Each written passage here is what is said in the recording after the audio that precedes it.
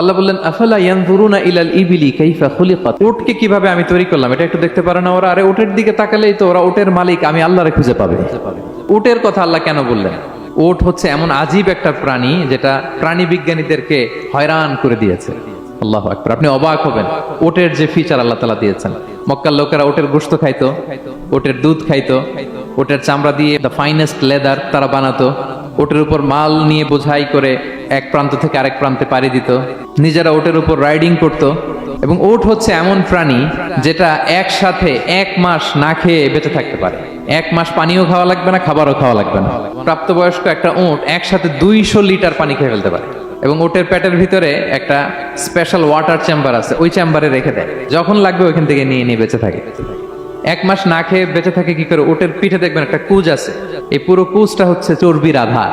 উটের যখন খাবার থাকে না মরুভূমিতে, মাসের পর মাস যখন চলে, ওই চর্বি থেকে এনার্জি নিয়ে সে মরুভূমিতে চলে, সে না খেয়েও বাঁচতে পারে। আমাদের চোখের মধ্যে যেমনি একটা পাপড়ি, এরকম এক পাপড়ি দিয়ে উটকে আল্লাহ বানায় নাই, ডবল লেয়ারের পাপড়ি দিয়েছে।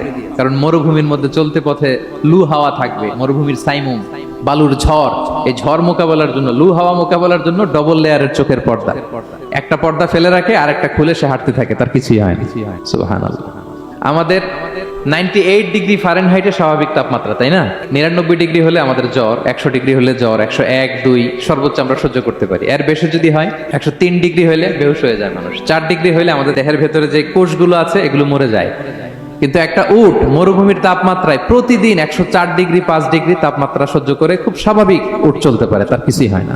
এবং মরুভূমির মধ্যে যে ক্যাকটাস আছে, গুলমলতা, বড় বড় কাঁটা জাতীয় গাছ, যেই কাঁটা পৃথিবীর কোনো প্রাণী খেতে পারবে না, কিন্তু একটা উট অনায়াসে খেয়ে ফেলতে পারে। উটের জিহ্বাকে এবং পাকস্থলীকে আল্লাহ এমন স্পেশালি মেড করেছেন, যত কাঁটা দিবেন খেয়ে সাবার ওর কিছুই হয় না।